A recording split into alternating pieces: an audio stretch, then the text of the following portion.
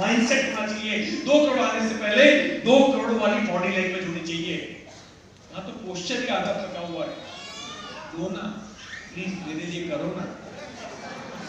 भीख मांगते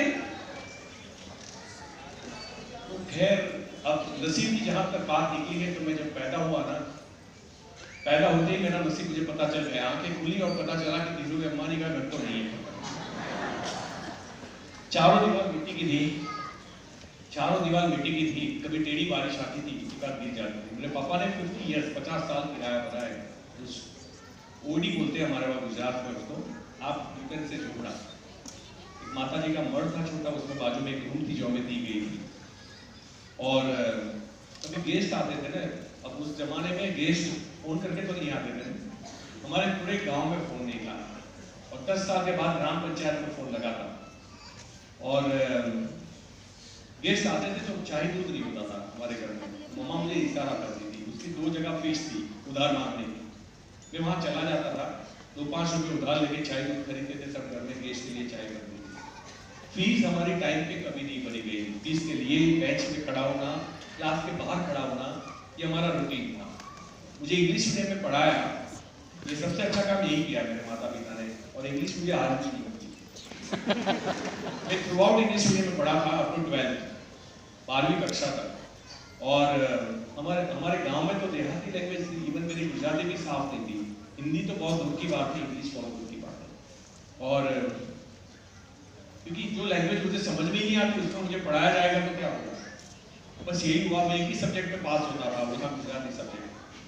तो मुझे उसी में समझ में आता था, बाकी किसी सब्जेक्ट में समझ नहीं आता था। तो 10th में आगे वाला स्टूडेंट अच्छा था, मैं पास हो गया। 12th में फिर 2-2 सब्जेक्ट करके 4 बार क्लियर किए। मेरे पास पूरी फाइल है, मार्कशीट नहीं है, फाइल है। आप कैसे घुमा के देखना पड़ेगा, तब पता चलेगा कि 12वीं मैंने फिर ITI किया है, ITI नॉट IIT। तो ITI में मैंने 2 साल किए, जिसमें मैं गुजरात सेकंड आया था। मुझे इंस्ट्रक्टर बनने का मौका था, क्योंकि जो टॉपर्स होते हैं उनको सीधा गवर्नमेंट में एक एग्जाम देके मैं इंस्ट्रक्टर बन सकता हूँ, ये मेरे पास अपॉर्चुनिटी थी। मैं सूरत में तब प्लेन चल रहा था, मैं एग्जाम देने गया। मैं सिर्फ अपना रोल नंबर लिख के फिर बाहर निकल गया। तो मेरे दोस्त को जब पता चला, उसने पूछा कि तूने ऐसी गुस्ताखी क्यों की? तेरे घर में आज खाने के वादे हैं, तुझे गवर्नमेंट जॉब मिल रही थी, तूने क्यों छोड़ा? तब मैंने उसको बोला कि मेरे टीचर मेरे साथ ही अप डाउन करते हैं। मैं जिस बस में बैठता हूँ उसी बस में बैठते हैं, और मैं भी ठंडा टिफिन खाता हूँ, वो भी ठंडा टिफिन खाते हैं। मैं भी प्लास्टिक के जग में पानी भर के लाता हूँ, उसी में आता हूँ, उसी के आता मैं खाता हूँ। तो मेरी जिंदगी में फर्क क्या रहेगा? यही तो जीना है। मैंने ये सोचा कि लाइफ में या तो कुछ बड़ा करूंगा या कुछ नहीं करूंगा, और मुझे दोनों में मजा आता है। तो मेरा मजा भी नहीं छीन सकता। मैं ऑलवेज कहता हूँ कि आप कौन सी परिस्थिति में हो ये इंपॉर्टेंट नहीं है, आप खुश हो कि नहीं हो ज्यादा इंपॉर्टेंट है। अगर 10,000 करोड़ अगर आपको खुशी नहीं दे सकते तो फेल हो 10,000 करोड़, और 10,000 रुपये भी आपको खुशी दे रहे हैं तो you are happiest person in the earth. तो खुशी को ये मत समझता पैसा जरूरी नहीं है। कोविड में पूछिए पैसा कितना जरूरी है। उन्हीं को बेड मिले, उन्हीं को ऑक्सीजन मिले जिसके पास पैसे थे, ये आप सबको पता है। मुझे अच्छा नहीं लगता ऐसे मौके पे ये बातें करना, लेकिन कहने का मतलब ये है कि पैसा बहुत इंपॉर्टेंट है। मुझे किसी राजकोट के एक सेमिनार में अंकल ने पूछा था कि आप लोग पैसा करते हो, क्या पैसे से किसी की जिंदगी आप जिंदा कर सकते हो, किसी को मरे हो तो? ऐसे क्यों, मैं जिंदा नहीं कर सकता, लेकिन जो मर रहा है उसको बचा जरूर सकते हैं। ये पैसे निकाल बच्चे को अच्छा एजुकेशन दे सकते हैं, है ना। बहुत सारी महिलाएं, वाइफ जो आज की डेट में बच्चियां हैं, वो जब भी सर्च करती है, लोग उसको गोल्ड डिगर बोलते हैं। गोल्ड डिगर तो गोल्ड डिगर नहीं होती वो लड़कियां। कोई भी लड़की जब किसी को चाहती है तो बैकग्राउंड को चेक करेगी कि नहीं करेगी। अगर तैयारी करना है तो साला अमीर से क्यों ना करे? प्रॉब्लम है उसमें, मतलब गरीब को करेगी तो वो अच्छी लड़की है, ऐसा वही लिखा है हमारे पुराण में। वो देखना चाहिए उसमें कौन सी बड़ी प्रॉब्लम है। तो वो जो सपने देख के आती है, आज हमारे देश में आपको पता है कि लोगों को बिजनेस करने से शर्म आती है, गलत आदतों के अंदर शर्म नहीं आती। बच्चा कौन सी स्कूल में पढ़ रहा है, शर्म नहीं आती। किसी की बच्ची को ब्याह करके लाए, तुझे रानी बना के राज करवाऊंगा। अरे रानी नहीं, नौकरानी बन जाती हो, है ना। मुझे एक जोक याद आता है, बड़ा आपको भी मजा आएगा कि एक काम वाली बाई थी, मेड थी, उसने सेठ से शादी कर ली जहाँ पे वो काम कर रही थी। तो लोगों को लगा कि इसकी तो लाइफ बन गई, सारा सेठ के साथ शादी हो गई। अब कुछ 2-5 साल के बाद उसकी सहेली मिली रास्ते में, जब वो सब्जी मार्केट गई थी। वाह वाह वाह, तेरी लाइफ तो जबरदस्त सेट हो गई होगी। नहीं बोले क्या सेट? तो बोले तू तो लहर कर रही होगी। बोले कैसे लहर? पहले तो काम करने के पैसे भी मिला करते थे, अब वो भी नहीं मिलते। तो ये शर्म की बात है जब हम किसी को ये लाइफ देते हैं कि आपकी एक ड्यूटी है, अच्छी पढ़ाई करना आपकी ड्यूटी है, और 2 टाइम का खाना हम आपको दे देंगे क्योंकि आपने शादी की है। तो ये बात नहीं हुई, सपने पूरे करने ये हमारी फर्ज में आता है। देखो मैं राजस्थान में हूँ और राजस्थान की ऊर्जा और पॉजिटिविटी इतनी है कि पूरे वर्ल्ड को चकित कर सकती है। यहाँ की कहानियां, यहाँ के राजा,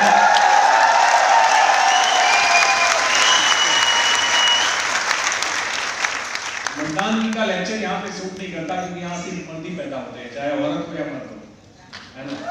तो ये मुझे अच्छा लगता है।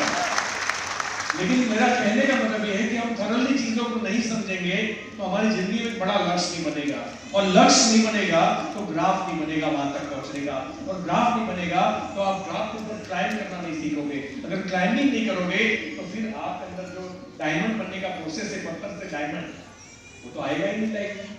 इस सृष्टि के ऊपर जितने भी लोग मरते हैं 95% से ज्यादा लोगों को उनकी स्ट्रेंथ के बारे में पता नहीं होता। यहाँ भी जो लोग बैठे हैं उनको ये पता होगा जिंसिंग में क्या है, कैल्शियम में क्या है, उनको ये नहीं पता कि हमारे अंदर क्या है। अगर वो पता चल जाएगा तो बहुत है। तो आपको जिंसिंग कैल्शियम में नहीं पता होगा तो भी आप जीत जाओगे। तो हमारी स्ट्रेंथ को हमें जानना होगा। तो मैंने फिर कहीं नौकरी कर ली 1 साल। 1 साल की नौकरी में मैंने 3 साल का काम किया था। ऐसा पॉसिबल है कभी? मैं आपको बताता हूँ, मैं 6 बजे सुबह जॉब पे जाता था और रात को 12 बजे वहां से मैं लौट के आता था। मैं 3-4 घंटे सोता था, जबकि मेरी नौकरी का टाइम था 11 बजे से 6 बजे। मैं चाहता तो मैं रिपोर्टिंग कर सकता था टाइम पे और रिपोर्टिंग निकाल सकता था। ओनरशिप जो है ना वो मेरे ब्लड में थी। मैं उस कंपनी जहां पे मैं जॉब करता था, मुझे लग रहा था ये मेरी कंपनी है। उस कंपनी के प्रॉब्लम्स मुझे अपने प्रॉब्लम्स लगते थे। आप सोचिए, तो वो जो रिस्पॉन्सिबिलिटी लेने का जो मेरा नजरिया था, मेरी मम्मा भी मुझे गुस्सा होकर बोलती थी क्योंकि हमारी बस नहीं होती थी। जब मैं एक छोटे से बरसोला गांव में रहता था तो एक आखिरी बस आती थी 6:45-7 बजे।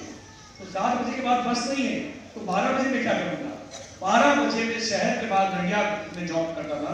नडियाद से चलता हुआ 3 किलोमीटर जाता था। रेत भर के रात में जो खनन वाली ट्रकें जाती है उसको हाथ करता था, उसके अंदर बैठता था, उसको ₹1-2 देता था, उतरता था। स्ट्रीट लाइट नहीं होती थी, गटर लाइन नहीं होती थी गाँव के अंदर। तो जितने लोगों ने कपड़े बर्तन धोए हुए वो सारा पानी रात में धोता है। तो छपाक छपाक छपाक रात को अंधेरे में इतना मेरा पैंट खराब करके मैं घर पे पहुंचता था। मम्मा मुझे बोलती थी कि बेटा तेरा सेठ तुझे बंगलो बना के नहीं देगा। लेकिन मेरी मम्मा को ये नहीं पता था कि मेरी ये फितरत मुझे बंगलो बना के देगी। और इसीलिए ओनरशिप, मतलब आज की डेट में कौन सा काम मैं कर लूं, अगर ये भावना हमारे अंदर नहीं है, ये तेरा काम है, ये उसका काम है, ये उसका काम है। आदमी अभी तक ऐसे ही नहीं बना, ईडी नहीं बना, वो इतना बड़ा लीडर बन जाता है ये तेरा रोल है। अरे उसका कोई रोल नहीं है। हम लोग अगर ऐसे नहीं होते, हम प्लेटिनम होते, हम ऐसे नहीं, हम तो मजदूर की तरह काम करते, बॉक्स भी उतारे, बॉक्स भी उतारते थे, कोई प्रॉब्लम नहीं। इसमें कौन सी बड़ी बात है? हमारा धंधा है, अपनी कंपनी है, अपनी टीम है, तो रिस्पॉन्सिबिलिटी किसकी रहेगी? और जो ज्यादा काम करेगा वही तो ज्यादा निकलेगा। आपको अगर ये फील होता है, आपको अगर ये फील होता है कि मैं थोड़ी डिफरेंट बातें कर रहा हूं क्योंकि मैंने जिंदगी जी है, मैंने ठोकरें खाई है, मैंने चैलेंजेस को फेस किया है, मैं बार बार रोते हुए अप्लाई की तरफ भागा नहीं हूं, मैं बार बार कंपनी को कंप्लेन करने के लिए भागा नहीं हूं। आज मुझे 9 साल कंप्लीट हो जाएंगे इस कंपनी को। 9 साल में मेरा एक मेल नहीं है कंपनी को कंप्लेन के लिए, नॉट अ सिंगल मेल कि मेरे साथ ये गलत हुआ या कंपनी ने गलत किया।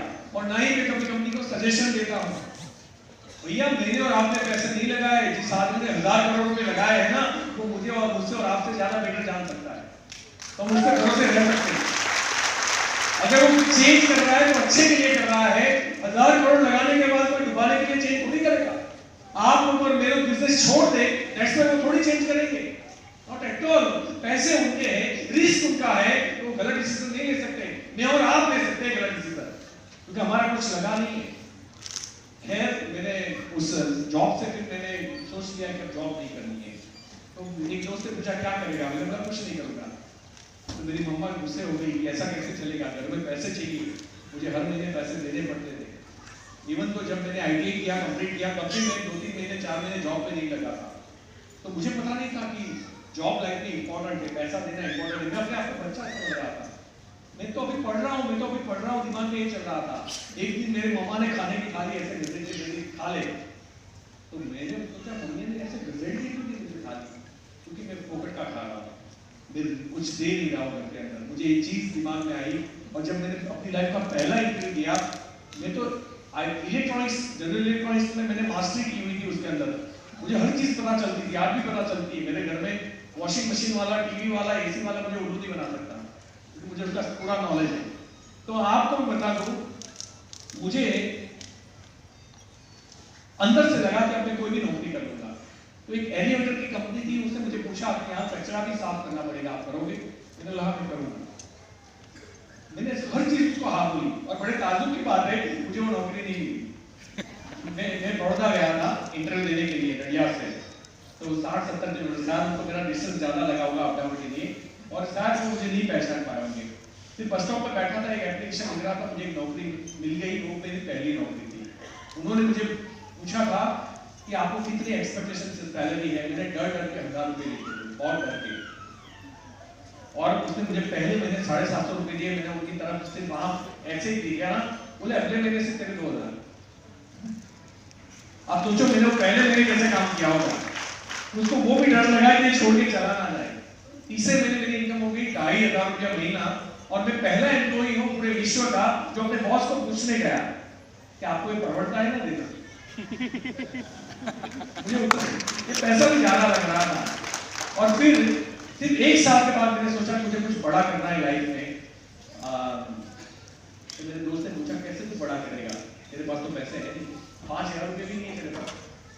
मुझे लगा कोई बात नहीं। तो जो, क्योंकि मैं PCO मशीन कंपनी के अंदर as a service engineer work करता था, तो कुछ लोग मेरे संपर्क में आए। उसमें से एक आदमी ने मुझे ऑफर किया था, मेरे लारी कुछ काम हो तो बोलना, तू नौकरी के लिए नहीं बना है, तू कुछ लाइफ में बड़ा करेगा। मैंने उस आदमी का कार्ड रखा था, मैंने रात को 12 बजे उसको कॉल किया, वो सो गया था, फिर नींद में से उठाया।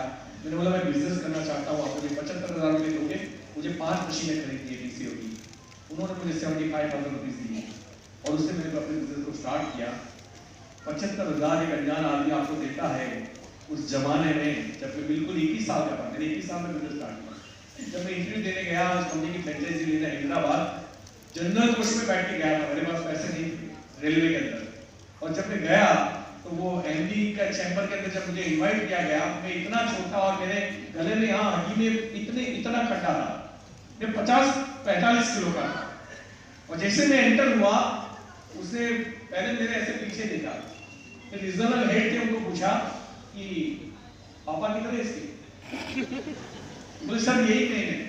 ये किस बच्चे को पकड़ के लेते आते हो, ये बिजनेस करेगा? मैंने बोला सर आप मुझे टारगेट दीजिए 1 महीने का, अगर मैं कंप्लीट नहीं कर पाया तो आप मेरा डिस्ट्रीब्यूशन कैंसिल कर देना। 1 महीने की कंडीशन पे मुझे 12 या 13 मशीन बेचने का टारगेट दिया गया। मैंने पहले महीने, यहाँ चमड़ी निकल गई थी धूप में, बजाज सुपर, और पेट्रोल तो बार-बार खत्म होता था, नहीं हम लेना करते थे सुपर लेना, और लाइट बंद, रात को ट्रक के पीछे चलाना, ये सब कर दिया मैंने। 1 महीने में रोज के 300 किलोमीटर में ड्राइव करता था, रोज के 10 लोगों को कम से कम मिलता था, और मैंने 51 मशीन बेची पहले महीने। और मेरी लाइफ में लगभग स्टार्ट हुई। जो आदमी मेरे पहले जनरल कोच में गया था, उसको फ्लाइट की टिकट भेजी गई कि आ जाओ भैया, तुम करते कैसे हो, बाकी के सबको भी सिखाओ। तो वो जुनून था। और फिर मैंने कभी पीछे मुड़ के नहीं देखा। मैंने बड़ौदा में 3 ऑफिस खरीदे, नडियाद में ऑफिस खरीदा, मैंने मकान खरीदा, मैंने कार खरीदी, मैंने शादी कर ली। मतलब सोना, मेरी वाइफ को शौक है, उसका नाम भी सोना ही है। तो फिर हम गोल्ड भी लेते रहे। ये गोल्ड बहुत काम में आया मेरी लाइफ में जब मेरा पूरा वक्त आया। उसके बाद में मुझे नहीं लगता था मैं कभी डायरेक्ट सेलिंग करूंगा। मैं आपको सच बताता हूँ, मैं मटेरियली नहीं हूँ डायरेक्ट सेलिंग का, मेरा स्वभाव भी थोड़ा डिफरेंट है। मैं आज भी फ्लाइट में आता जाता हूँ ना, तो बाजू वाला 2 बार हंसता है तो मैं 1 ही बार हंसता हूँ। ये मेरा एवरेज है। इतना रिजर्व नेचर का हूँ मैं मिलनसार नहीं कि तुरंत किसी के साथ अनजान के साथ मिल जाऊँ। हाँ, एक बार इंट्रोडक्शन हो गया तो दोस्ती जल्दी हो जाती है, क्योंकि लोग प्योरिटी पसंद करते हैं। और मुझे झूठ बोलना सही में नहीं आता, मैं आपको बताऊं, मुझे झूठ बोलना आता है नहीं है, मुझे हर चीज डिपेंड करनी है। अगर कोई अगर एक मेरी राउंड फिगर इनकम बोलता है तब भी मैं अपनी सच्ची इनकम आके बोल देता हूँ, भले उसके पीछे झूठ लगे, क्योंकि मेरी जो इनकम है मैं वही बताऊंगा, अदरवाइज मैं नहीं बताऊंगा। मुझे जो इसलिए मैंने आपके सामने सारी चीजें बता दी कि मेरी इतनी इनकम है। खैर, उसके बाद में मैंने पीसीओ मशीन के अंदर में बादशाह बन चुका था, मैं इंडिया में नंबर 1 पे था, तब भी मैगजीन में फोटो छपी थी। अभी आपको समझ में आया ना कि डिग्री से ज्यादा बाकी की चीजें बहुत काम करती हैं। Attitude works. और ये मैं नहीं कहता, ये डेल कार्नेगी यूनिवर्सिटी के अंदर सर्वे किया गया था, जिसमें बताया गया कि आपका जो टेक्निकल, जो आप अपने आप को इंटेलिजेंट समझते हो ना, जो नॉलेज है आपके पास, टेक्निकल नॉलेज, उसका कंट्रीब्यूशन सक्सेस में 50% है। और 85% आप परिस्थिति के सामने कैसे लड़ते हो, ये 85% है।